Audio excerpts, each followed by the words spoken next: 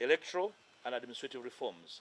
I talked about the constitutional reforms hitherto in our earlier briefings here and at Parliament, that the key constitutional reforms we want to see include the restoration of term limits, very key. I have heard comrades say that please, term limits should also come with the age limit. Perfect. Can we have a conversation on how those two fit into each other? Do we need both? Do we need one? Probably some of you are young people, and nobody can blame you. But those of you who are around during the conversation in the CA times, I was an HSC student. At the inauguration of the Constitution, I was in the university first year. But I remember so well the conversation around the age limit and who it was targeting that time. My senior comrades here know that the age limit at that time in the Constitution was targeting an individual. Yes, yes. So are we as a people going to go for legislative retribution and revenge? Or we can go for a higher, a bigger issue, which is term limit. When you go term limit, in our view, you control both the young and the old. But the conversation as to the retention of the return of age limit is important. Let's have it and then see whether we need both or one of them.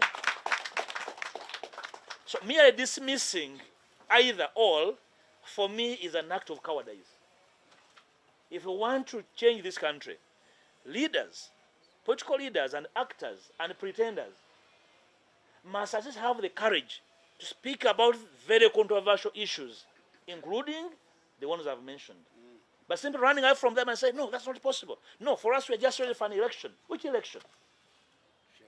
So we would like to invite serious political leaders to rise to the occasion, run away from their cowardice, and speak about these issues with courage.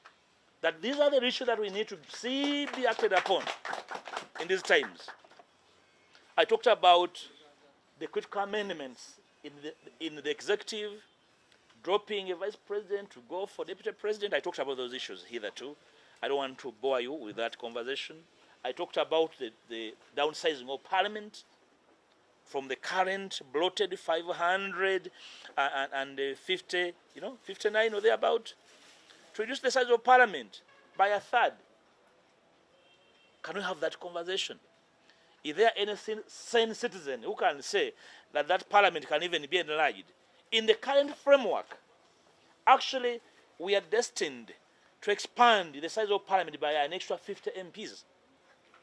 I want to inform the country that there is an ongoing process to enlarge Parliament with an additional 50 members of Parliament. Sure. For me, that's a crime against citizens. Shame. So can we have a national conversation as to how this Parliament can be downsized? So when we discuss devolution, we cannot be discussing devolution and expansion in the same statement. Okay? We agree. If we want to devolve, then we must have some MPs can become councillors in their areas and influence local issues. I'm not trying to really downplay their quality. No. You are not any less of quality because you're a councillor. You're a leader of your people. Some MPs can become governors of their communities. Who knows that his guarantee is going to be in the next Parliament? So I'm speaking generally about myself and everyone else. That is the courage we need from our leaders. Not simply, appetite to participate in elections regardless of their consequences. Time must come when we, without contradiction, speak about the possibilities and the impossibilities. So I'm now telling you that if nothing is done, the next Parliament will be 600 and more.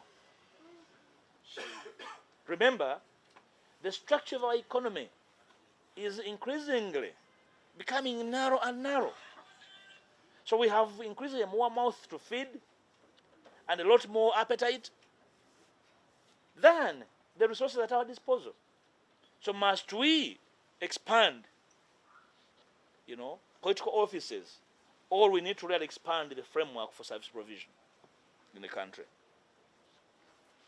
So I have mentioned the acts I have put before Parliament, including the Presidential Elections Act for amendment, the Parliamentary Elections Act for amendment, the Law Government Act for amendment, the political parties and the other Organizations Act for amendment. Critically, what we are targeting as the DA in the Political Parties Act, the way it was framed, it was actually enacted